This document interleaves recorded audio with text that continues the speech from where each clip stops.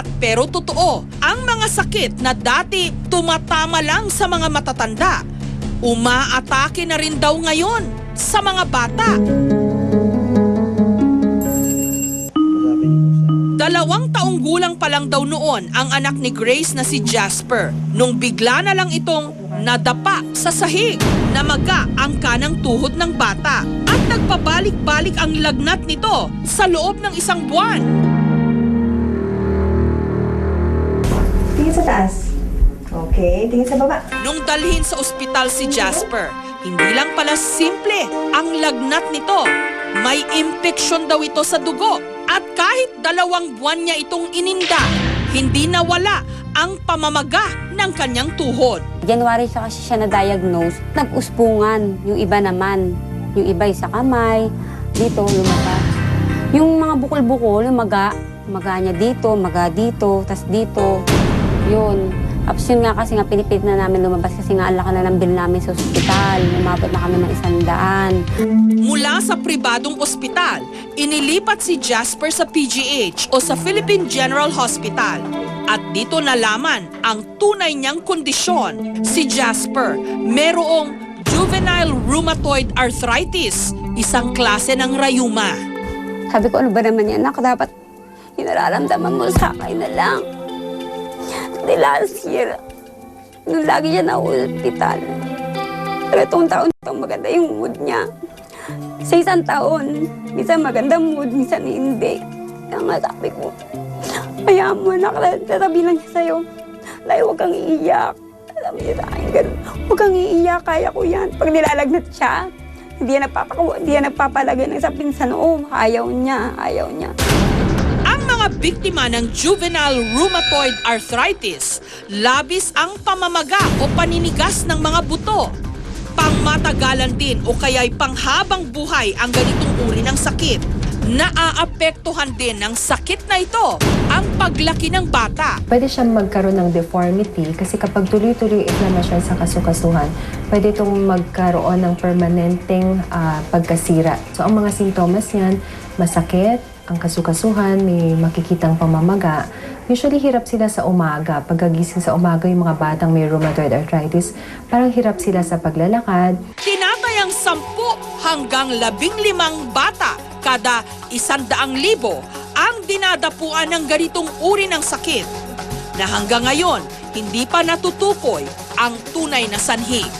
Wala nakakaalam kung saan nanggaling ang sakit na to. Hindi ito namamanang sakit at hindi siya nakakahawang sakit. So nangyayari na lang siya sa isang bata. Kahit 7 taong gulang na ngayon si Jasper, halos hindi ito lumalaki. Sa taas lang na 93 centimeters, kasing tangkad lang niya ang isang maliit na drum.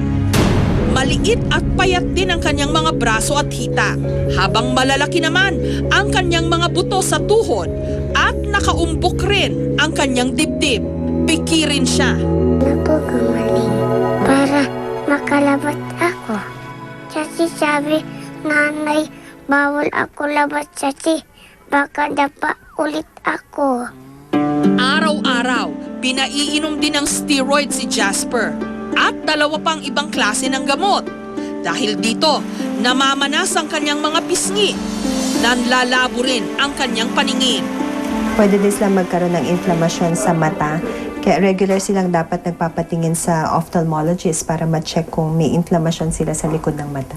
Kada buwan, kailangan daw turukan ng gamot mula pa sa Japan si Jasper. Nagkakahalaga ito ng 8,000 pesos kada bote.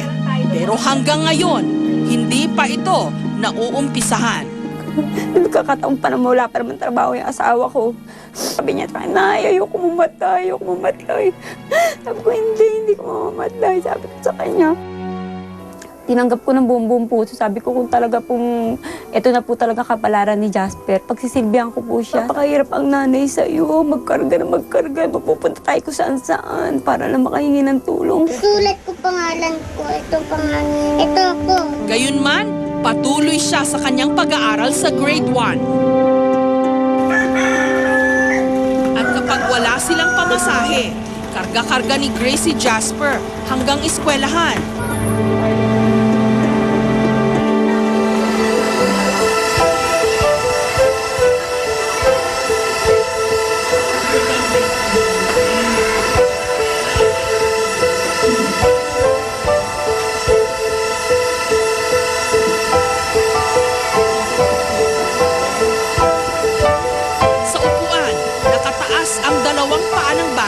Madali kasing mangalay ang kanyang mga tuhod. Halika na, Jasper. Akyat ka dito. Hawakan mo yung chalk.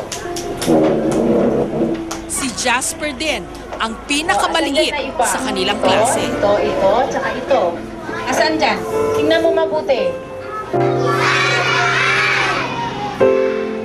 Pagdating ng uwian, buhat-buhat muli ni Grace si Jasper hanggang sa kanilang bahay. Hirap na hirap man si Grace, kailanman hindi raw niya isusuko ang sanay paggaling ng kanyang anak. At di siya lumaki. Sabi ko, basta ganyan lang siya. Wala siyang nararamdaman. Kasi ang sakit. Pag sumasakit, kumikirot yung mga buto-buto niya, apakasakit. Grabe. Sabi ko, ako na lang. Sana ako na lang sumakit. Ano pinag-pray mo kay Papa Jesus? Sana po gumaling na ako.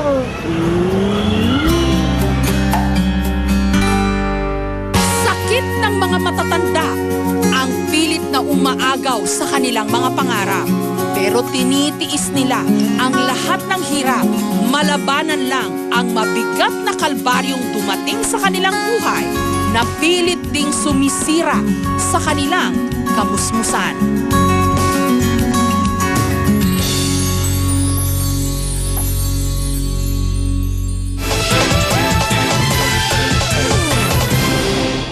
Susunod, mga bagong gimmick sa pagpapapicture. Click na click ngayon.